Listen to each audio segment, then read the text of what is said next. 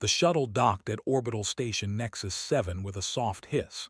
Park grabbed his bag and stood up from his seat. Through the window, he could see the massive station spinning slowly against the stars. This was it, the Galactic Military Academy, the place where the best soldiers from 100 different worlds came to train together. Was 19 years old. He had black hair that fell across his forehead and gentle eyes that made him look younger than he was. Back on Earth, in Seoul, he had been the top student at the Naval Academy. 3 admirals had written letters saying he was ready for this. He had passed every test the Interstellar Coalition had given him. But none of that seemed to matter as he walked through the station's corridors. Humans had only joined the Coalition 40 years ago. That was nothing. Some of the species here had been traveling between stars for thousands of years. To them, humans were like children who had just learned to walk and now wanted to run with the adults. Felt the stares as he moved through the crowded hallways. A group of cadets stopped talking when he passed. They were tall creatures with hard shells on their bodies and clicking mandibles where their mouths should be. They watched him with eyes that showed no welcome. He kept walking. The registration hall was massive. Hundreds of cadets from dozens of species stood in lines, waiting to receive their assignments. Found the correct line and waited. He tried not to notice how the cadets in front of him moved away slightly, as if he smelled bad. Name and species. The officer behind the desk had read about them. They were large beings with scaled skin and 4 arms. They came from a heavy gravity world which made them incredibly strong. They were known as warriors throughout the galaxy. Park's human. The officer looked up. His yellow eyes moved over small frame. Something like amusement crossed his face. Human, he repeated. Command track. Yes, sir. The officer made a sound that might have been a laugh. He typed something into his console and handed a data pad. Barracks 12. Orientation begins in 1 hour. Took the pad and walked away. He could feel the officer's eyes on his back. The barracks were simple, rows of beds in a long room. Found an empty one near the back and put his bag down. The other cadets in the room ignored him. That was fine. He was used to being alone.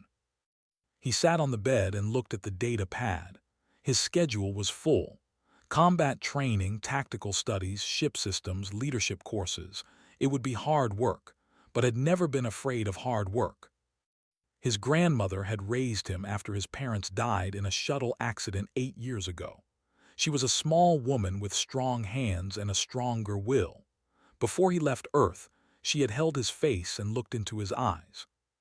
You will face people who think you are less than them, she had said.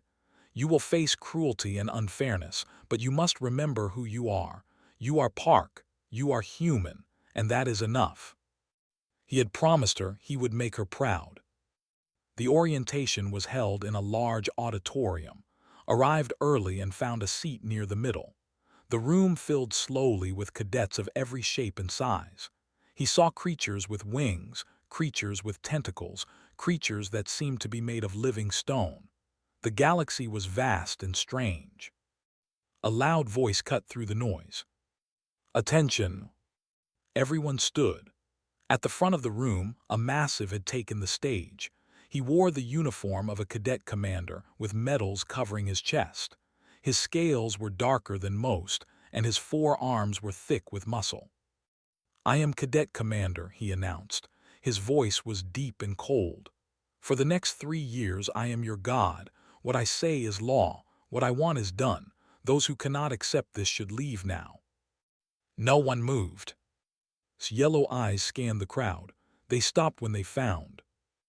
Ah, he said, the human. Every head in the room turned to look at. He felt his face grow warm but kept his expression calm. Stand up, human. Stood. Walked down from the stage, moving between the rows of seats until he stood directly in front of. Up close, there was even more massive. His head nearly touched the ceiling.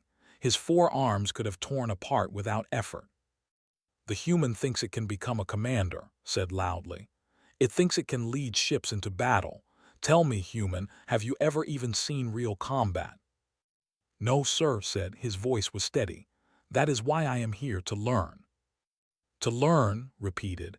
He looked around at the other cadets. It wants to learn. Some of them laughed. Perhaps we should assign you to food preparation instead. Humans are good at serving, yes. More laughter, louder this time. Said nothing. He stood at attention and looked straight ahead. Leaned closer. His breath was hot and smelled like metal. You do not belong here, human.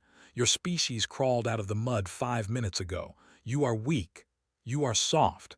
And before this year is over, you will break. He straightened and walked back to the stage. Sit down, human. Sat. The rest of the orientation passed in a blur, spoke about schedules and rules and expectations, but barely heard any of it. He was thinking about his grandmother's words. He was thinking about his promise. When the orientation ended, the cadets filed out of the auditorium, moved with the crowd, keeping his head down. A hand grabbed his shoulder and spun him around. A cadet stood there, grinning with too many teeth. 2 others flanked him. Welcome to the academy, human, they said. We are going to have so much fun together. They walked away laughing. Watched them go. His shoulder hurt where the head grabbed him, but he did not rub it. He did not show any pain. He turned and walked to his barracks. That night, lying in his bed, stared at the ceiling. Around him, other cadets slept soundly. He could hear their breathing, their snoring, the strange sounds that alien bodies made at rest. He thought about home. He thought about his grandmother's small apartment with its smell of cooking rice and green tea. He thought about his sister, who had left Earth 2 years ago to join the Coalition's engineering corps. He had not seen her since. He missed them both. But he would not go back. He would not give up. He would prove that humans belonged among the stars. No matter what it cost him. Closed his eyes and slept. Tomorrow would be a new day.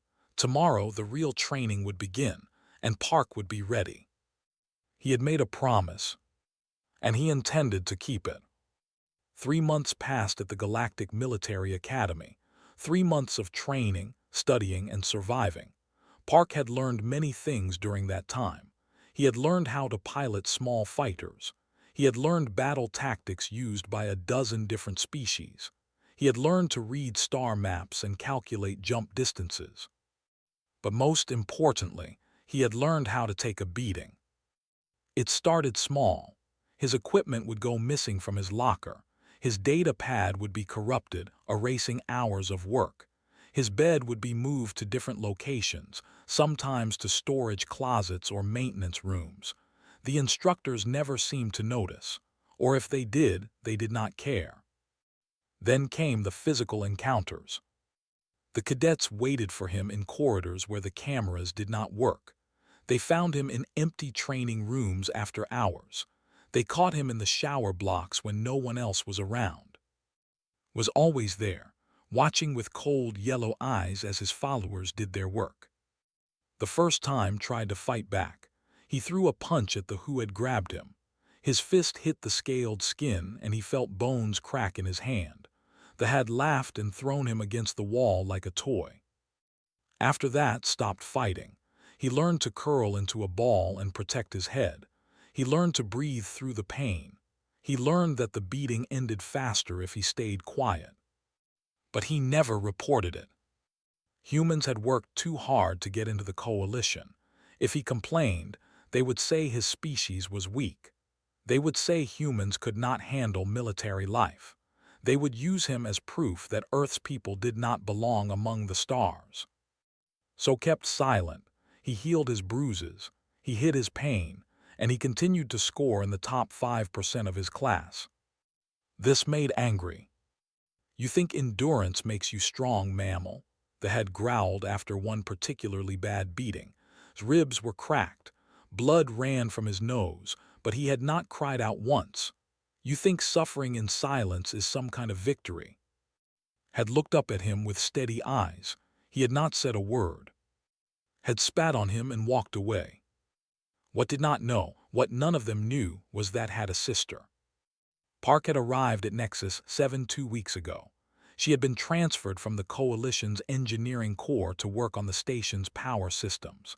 At 22 years old, she was 3 years older than her brother. She was tall for a human woman, with sharp features and eyes that seemed to look through people rather than at them. Had a reputation in the corps. People whispered about her. They talked about a training accident 3 years ago that had revealed something strange. They talked about tests that showed results that should have been impossible. They talked about a secret program that the Coalition did not want anyone to know about. Project Prometheus. The project had started as an attempt to help humans survive in hostile environments. Space was dangerous. Radiation, extreme temperatures, toxic atmospheres. Human bodies were fragile compared to many alien species. The scientists wanted to fix that. But they had found something unexpected. Human bodies were not weak. They were limited. Evolution had built restrictions into human biology. The human brain controlled the human body and prevented it from using its full potential. This was a survival mechanism. It stopped humans from hurting themselves. It stopped them from hurting each other. Project Prometheus removed those limits. Had been one of the first test subjects. She had volunteered after their parents died. She had been angry, grieving, looking for a way to become stronger. The program had given her what she wanted. Now she could lift weights that should have crushed her bones. She could move faster than the eye could track. Her senses had become so sharp that she could hear heartbeats through walls. Her reaction time was measured in milliseconds. She had become something more than human. And she had never told her brother. Had watched leave for the academy with fear in her heart. She knew what he would face there. She knew about the prejudice against humans. She had wanted to protect him, but she also knew that needed to find his own path. So she had arranged her transfer to Nexus 7. She had told herself it was just to be nearby, just in case. For 2 weeks she had watched from a distance. She had seen the bruises on his face during the few times they met for meals. She had seen the careful way he moved, protecting injured ribs. She had seen the exhaustion in his eyes. Each time she had asked him what was wrong. Each time he had smiled and said nothing. "I am fine, Nuna," he would say, using the Korean word for older sister. "The training is hard, but I am learning a lot." She knew he was lying, but she also knew her brother. He was stubborn. He was proud. He would not accept help unless he truly needed it. So waited she watched, and she prepared. She found out about the cadets who tormented him. She learned their names, their schedules, their habits. She discovered that Cadet Commander was the leader. She studied the station's layout, memorizing every corridor, every camera blind spot, every emergency exit. If the time came, she would be ready. The time came on a cold station night. Was working late in the engineering section when her personal communicator buzzed. It was a message from the station's monitoring system. She had hacked into it weeks ago, setting up alerts for anything involving her brother. The message was simple. Cadet Park had been summoned to Training Bay 7 for a supplementary combat assessment. The summons had been sent at 21:47 hours. The assessment was scheduled for 2200. Checked the official academy schedule. There were no supplementary assessments listed for tonight. Training Bay 7 was marked as under maintenance. Its cameras were offline. Her blood went cold. She stood up from her workstation. Her hands were steady, but inside, something was waking up. Something that the Prometheus program had created. Something that she usually kept locked away in the deepest part of her mind. The thing that made her dangerous. Walked toward the door. Her movements were calm, controlled, but her eyes had begun to glow with a faint blue light. This happened when her enhanced systems activated. Usually she suppressed it. Tonight she did not bother. "Computer," she said, "what is the fastest route to Training Bay 7? The computer gave her directions. Started walking. Then she started running.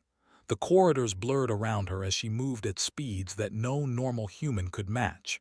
Station workers jumped out of her way, their faces showing surprise and fear. She did not care. Her brother was in danger. Her little brother, who she had promised to protect after their parents died. Her, who was too kind and too stubborn for his own good. The thought humans were weak. They thought they could hurt her brother without consequences. They thought there would be no price to pay. They were wrong. Reached the corridor outside Training Bay 7. She could hear sounds through the reinforced door. The thud of impacts, the grunt of pain, the laughter of cruel voices. She could hear her brother's heartbeat. It was fast and unsteady. He was hurt. The door was locked.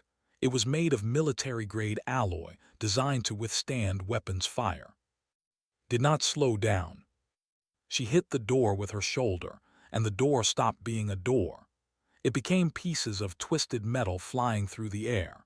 It became an explosion of noise and force that shook the entire bay. And behind it came something that they had never faced before. An angry human with nothing left to lose. The message had arrived at 21:47 hours, had been in his barracks, reviewing tactical simulations on his data pad when his communicator buzzed. He looked at the screen and felt his stomach tighten. Supplementary combat assessment. Training Bay 7 2200 hours. Mandatory attendance. Knew it was a trap. He was not stupid. Official assessments were never scheduled at night. They were never held in training bays that were supposed to be closed for repairs, and they were never announced with only 13 minutes of notice. This was another beating. But what could he do? If he refused to go, would report him for disobeying orders. If he complained to the instructors, they would ask for proof. And if he ran to his sister, he would be admitting that he could not handle this on his own. Thought about his grandmother. He thought about his promise.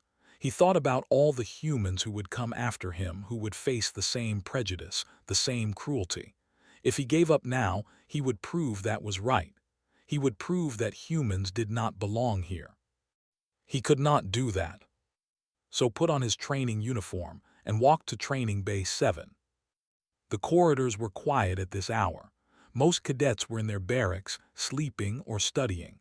The station hummed with the soft sounds of machinery and life support systems. Footsteps echoed on the metal floor. He passed a group of officers who glanced at him without interest. He passed a maintenance worker who did not look up from his console. No one cared about a lone human cadet walking through the station at night. No one would help him. Reached Training Bay 7. The door was open, casting a rectangle of dim light onto the corridor floor. He stood there for a moment, gathering his courage. Then he stepped inside. The bay was large and empty. Combat dummies lined the walls. Training mats covered the floor. The lights were turned down low, creating shadows in the corners, and waiting in the center of the room were 6 cadets. Stood at their head. The door slid shut behind. He heard the lock engage with a heavy click. "You came," said. His yellow eyes gleamed in the dim light. "I was not sure you would. Humans are known for their cowardice." "You ordered me to come," replied. His voice was calm. "I follow orders." Laughed. It was not a pleasant sound. Follow orders. Yes, that is what prey does. It follows, it obeys. It hopes that compliance will save it. The others spread out, forming a circle around. He recognized some of them from previous encounters. There was who had broken 2 of his ribs last month. There was who had held him down while others kicked him. There was who liked to record the beatings on his personal device. All of them were grinning. "This is your final assessment, human," announced. He cracked his 4 knuckles one at a time. The sound was like breaking sticks. "Tonight, we find out how much a human can truly endure." Did not run. There was nowhere to go. He did not beg. It would only make things worse. He simply stood there, his hands at his sides, and waited for what was coming. Struck first. The punch came from behind, hitting between the shoulder blades. He stumbled forward, gasping. Before he could recover was there, driving a massive fist into his stomach. Air exploded from his lungs. He doubled over, fighting the urge to vomit. A foot swept his legs out from under him. He hit the training mat hard, his head bouncing off the padding. The world spun. Lights danced before his eyes. Laughter filled the bay. "Get up, human," commanded. "We have barely started." Pushed himself to his hands and knees. Blood dripped from his lip where he had bitten it. His whole body throbbed with pain, but he got up. He always got up. His foot caught him in the ribs. Something cracked, fell again, curling around the injury. This time he could not stop the cry of pain that escaped his lips. "There it is," said with satisfaction, "the sound of weakness." The beating continued. They took turns. Fists and feet landing on his body over and over, tried to protect his head with his arms. He tried to roll away from the worst blows, but there were too many of them. They were too strong. He lost track of time. The pain became a constant thing, like a fire burning inside him. He stopped trying to get up. He just lay there, absorbing the punishment, waiting for it to end. Enough. The blows stopped, heard heavy footsteps approaching. A massive hand grabbed his hair and lifted his head. His face filled his blurred vision. "Look at you," the said softly. "Broken, bleeding, pathetic, and still you do not beg. Still you do not cry for mercy." Spat blood onto the training mat. "I will not give you the satisfaction." His eyes narrowed. For a moment something like respect flickered across his face. Then it was gone, replaced by cold anger. "Your stubbornness is irritating," he said. "Perhaps I have been too gentle with you." He released hair and stood up. His head dropped back to the mat. He could barely see through the swelling around his eyes. His whole body felt like it was on fire. Said, "You are still recording." "Every moment, Commander."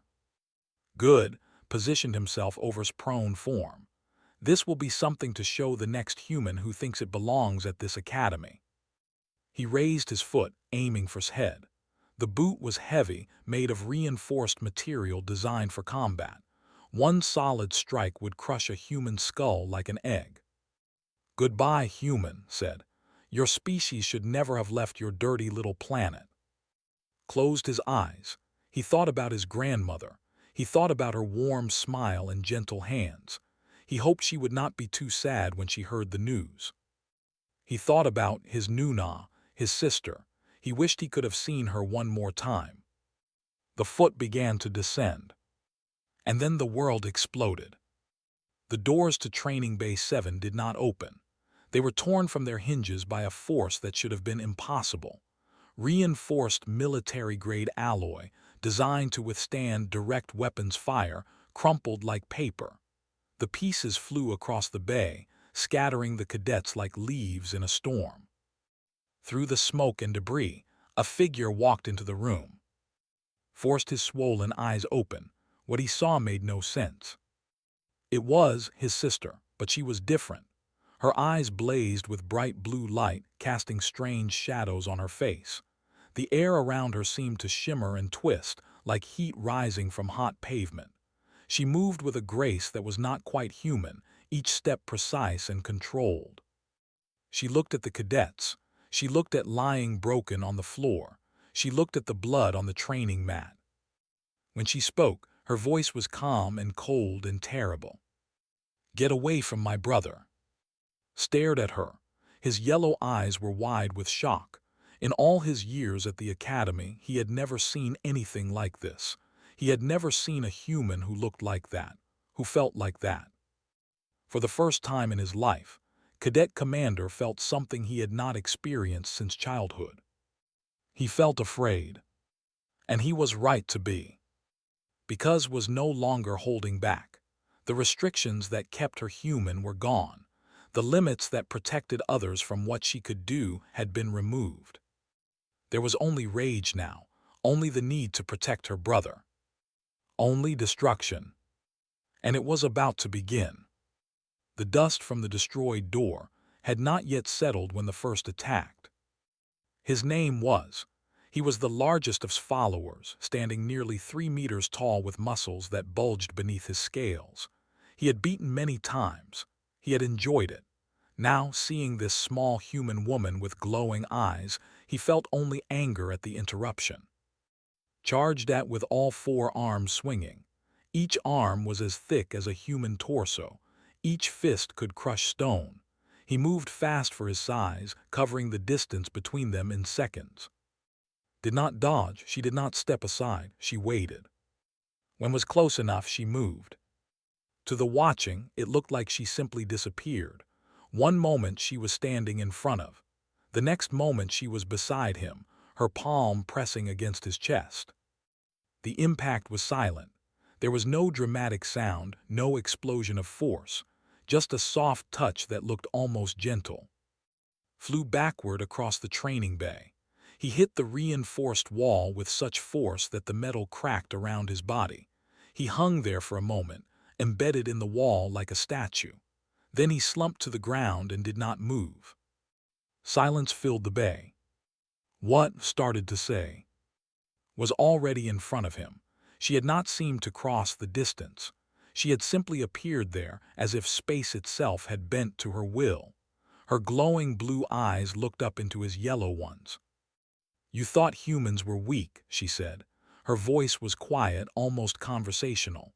"You thought we were prey. You thought you could hurt my brother without consequences." She reached up and wrapped her hand around his throat. He was 3 times her size. He outweighed her by hundreds of kilograms. But when she lifted, he rose off the ground as easily as a child lifting a doll. "You were wrong." Grabbed at her arm with all 4 of his hands. He tried to pull himself free. He tried to break her grip. His scales scraped against her skin, drawing thin lines of blood, but she did not let go. She did not even seem to notice. "Humans are not weak," continued. "We have never been weak. We simply choose to limit ourselves. We choose kindness over cruelty. We choose mercy over destruction." She turned and looked at the other cadets. They stood frozen, their faces showing something that their species rarely experienced: pure terror. "But some of us," said, "have learned to let go of those limits." She threw. He did not hit a wall. He went through the observation window that separated the training bay from the adjacent corridor. The reinforced glass shattered around him like ice. Emergency force fields activated, preventing the atmosphere from escaping. Tumbled into the corridor beyond, rolling to a stop against the far wall. He was still alive, still conscious, but he was not getting up. The remaining 4 attacked together. It was not courage that drove them. It was panic. They had seen what this human woman had done too, and they knew they could not defeat her, but they also knew they could not escape. The only door was behind her, so they attacked, hoping that numbers would make a difference. They were wrong. Moved through them like water through stones. Every motion was perfect. Every strike was precise. She did not waste energy on flashy moves or dramatic gestures. She simply hit them in exactly the right places with exactly the right amount of force. Fell first, his knee bent sideways by a kick he never saw coming. Dropped his recording device as an elbow strike to his temple sent him spinning to the ground. The third lasted almost 2 seconds before a palm strike to his chest stopped his hearts for a brief, terrifying moment. The fourth tried to run, caught him before he had taken 3 steps. She grabbed his arm and twisted. The sound of breaking bone echoed through the bay. He screamed and fell. 11 seconds. That was how long it took. 11 seconds to defeat 6 trained warriors who had spent their lives learning to fight. Stood in the center of the bay, surrounded by groaning bodies. The blue glow in her eyes began to fade. The shimmer in the air around her grew still. She took a deep breath and let it out slowly. Then she turned and walked to her brother. Lay on the training mat trying to understand what he had just witnessed. His body was broken. His vision was blurred, but he had seen enough. He had seen his sister become something impossible. knelt beside him. Her face was gentle now, the cold anger replaced by concern. She touched his cheek with fingers that had just thrown a 3 meter through a wall. "I am sorry I was not here sooner," she said softly. Looked up at her. Blood covered his face. His breathing was shallow and painful, but he managed to speak. "Nuna, what are you?" Was quiet for a moment. She had kept this secret for 3 years. She had wanted to protect him from the truth. She had wanted him to see her as the same sister he had always known. But secrets had a way of coming out. "I am what humans become," she said finally, "when we stop holding back. Process this." His mind was foggy from pain, but he understood. The Coalition had always said humans were weak compared to other species. They had said human bodies were fragile, easily damaged, poorly designed for the harsh realities of space. But what if that was wrong? What if human bodies were not weak, but limited? What if the same evolution that gave humans intelligence and creativity had also built restrictions into their biology? And what if someone had found a way to remove those restrictions? Project Prometheus whispered. Nodded. "I volunteered after Mom and Dad died. I was angry. I wanted to be stronger. They gave me what I asked for." "Does anyone know?" "The Coalition High Command knows. A few scientists, no one else." She looked at the unconscious scattered around the bay. "Well, no one else until now." Alarms began to sound. The destruction of the door and the observation window had triggered security alerts. Station personnel would be arriving soon. There would be questions, investigations, consequences. Did not seem worried. "Can you walk?" she asked. Tried to move. Pain lanced through his entire body. He gasped and shook his head. "Then I will carry you." She slipped her arms beneath him and lifted. Despite his weight, despite his size, she held him as easily as she had held him when he was a baby. The same way their mother had held them both, years ago, before the accident that had taken everything. Nuna said, "You cannot hide this anymore." "I know." "They will ask questions. They will want to know about the program, about what you can do." "I know." "What will you tell them?" Looked down at her brother. Her eyes were normal now, dark and warm and full of love, but behind them could see something else, something powerful, something that would never let anyone hurt him again. "I will tell them the truth," she said. "I will tell them that humans are not weak. We have never been weak. We simply choose to be gentle." She carried him toward the ruined door. "And I will tell them what happens when someone forces us to choose differently." Behind them they began to stir. They would heal, they would remember, and they would never look at humans the same way again. That was the real lesson of tonight. Not that one enhanced human could defeat 6 warriors, but that the galaxy had been underestimating humanity from the very beginning. And now everyone would know it. The Academy Command Center was quiet. Admiral stood before a large display screen, watching the footage from Training Bay 7 for the 3rd time. Around her, the Academy's senior instructors sat in uncomfortable silence. 2 humans in unmarked uniforms stood near the door, their faces showing no emotion. On the screen, a small human woman tore through 6 warriors like they were made of paper. "Play it again," I said. Her aide hesitated. "Admiral, we have watched this recording multiple times. The diplomatic corps is demanding." "I am aware of what the diplomatic corps is demanding." A's mandibles clicked together sharply. It was the equivalent of a bitter laugh. "They are demanding that the human woman be arrested and sent to for trial. They are calling this an unprovoked attack." She pointed at the screen, where the footage showed lying broken on the training mat while raised his foot over his head. "Does this look unprovoked to you?" No one answered. I had commanded coalition forces for over 60 years. She had seen wars. She had seen atrocities. She had seen species rise and fall across the galaxy, but she had never seen anything quite like this. They have made a formal request, her aide continued nervously. They want both humans detained immediately. Both humans. A turn to look at the two figures by the door. I assume you have thoughts about that. The older human, a haired man named, stepped forward. His uniform carried no insignia, but something about him demanded attention. Admiral, I represent the Prometheus Project. The woman in that footage is one of our operatives. She acted to protect her brother from what appears to be attempted murder. Attempted murder is a serious accusation.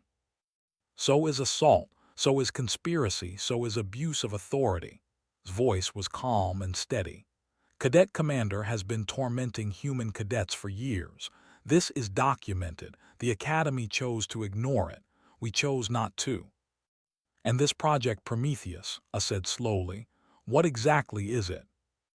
A research program. We study human potential. Human potential. I looked back at the screen, where the footage showed throwing through a reinforced observation window. That seems like an understatement. The door opened, walked in, followed by. The younger Park sibling was battered and bruised, with bandages covering much of his face, but he walked on his own feet and his eyes were clear. I studied them both. The sister who could destroy walls with her bare hands. The brother who had endured months of torture without complaint. Two humans who represented everything the galaxy had failed to understand about their species. Cadet Park, she said, you experienced systematic abuse for 3 months. You have evidence of this abuse, yet you reported nothing. Why? Straightened despite his injuries. Because humanity's place in the coalition matters more than my comfort, Admiral. We have much to prove. I would not let anyone say we are unworthy of the chance. You would have died tonight. Perhaps, but I would have died proving that humans do not surrender. I was silent for a long moment. She had commanded soldiers from 100 different species.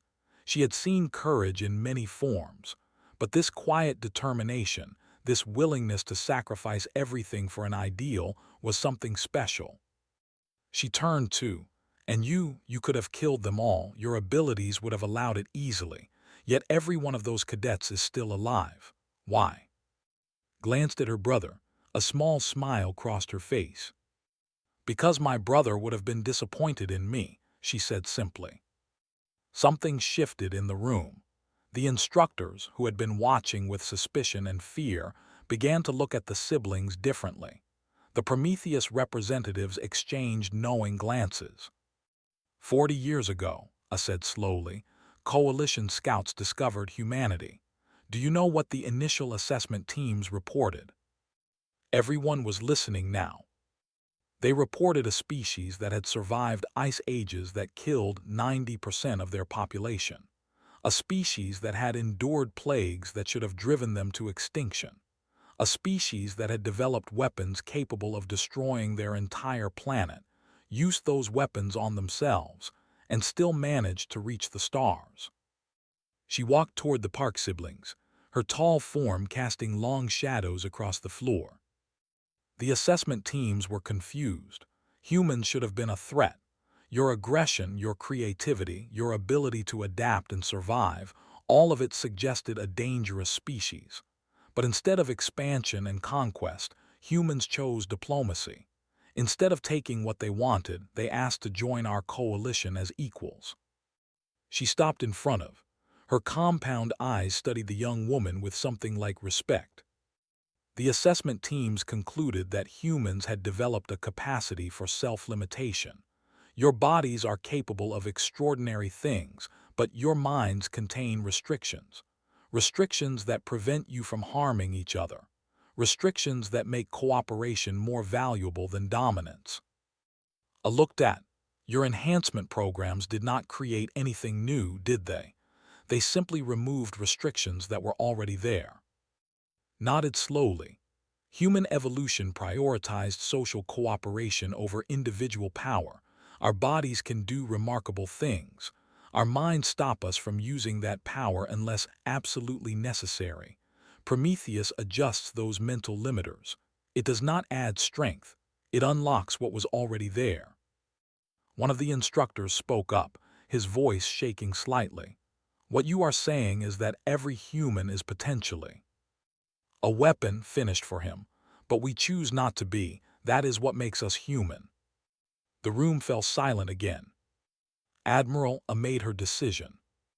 Cadet Commander and his accomplices are hereby expelled from this academy, she announced. They will be referred for criminal prosecution under coalition law. The charges will include assault, conspiracy, and attempted murder. The instructor started to protest. Silenced him with a look. Cadet Park is promoted to squad leader, effective immediately. His record will reflect that he maintained exemplary performance despite facing extreme adversity. She paused. Additionally, a new directive will be issued to all coalition academies. She turned to address the entire room. Humanity is not to be underestimated. They temper their strength with compassion. They choose mercy when they could choose destruction, and that makes them more dangerous than any species that does not. The meeting continued for several more hours. There were discussions about diplomatic consequences, about the Prometheus Project, about the future of human cadets in coalition academies. But the important decisions had already been made. 6 years later, Captain Park stood on the bridge of the CSV Resilience. It was the first coalition vessel with a human commanding officer. The bridge crew was diverse, including humans and even 2 officers who had specifically requested to serve under him. His sister served as his tactical officer. Officially, she had been reassigned from the Prometheus Project.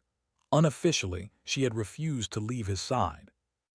"Captain," the communications officer reported, "we are receiving a distress signal. Colony ship. They are under attack by raiders." Looked at the main. The ship was visible in the distance, small and vulnerable against the vastness of space. Raider vessels surrounded it like wolves around wounded prey. He remembered every blow he had suffered at the academy, every insult, every moment he had been told his species did not belong among the stars. "Set course to intercept," he ordered, "maximum speed." The bridge crew moved without hesitation. The Resilience surged forward, engines burning bright against the darkness. Looked at her brother with a knowing smile. "You know the diplomatic corps still has not forgiven us." "I know. You know some of the people on that ship probably think humans are inferior." "I know. Then why are we risking our lives to save them?" Turned to face his sister. His eyes were the same gentle eyes he had always had, the eyes of a young man who had endured cruelty without letting it change him. "Because that is what humans do," he said. "We endure, we forgive, we protect, even those who have hurt us, even those who hate us." He turned back to the "and when necessary, we shatter everything standing in our way." The Resilience opened fire on the raiders. The battle was short and decisive. The colony ship was saved. Afterward, when the survivors sent their thanks, they asked how they could repay the debt. His response became famous throughout the coalition. "Just remember," he said, "remember that the humans came. Remember that we did not ask what species you were or whether you deserved saving. Remember that we simply saw people in danger and chose to help." He paused and something flickered in his eyes, something old and powerful and very, very human. "And remember what happens when someone threatens those we protect." The galaxy remembered. They would never forget.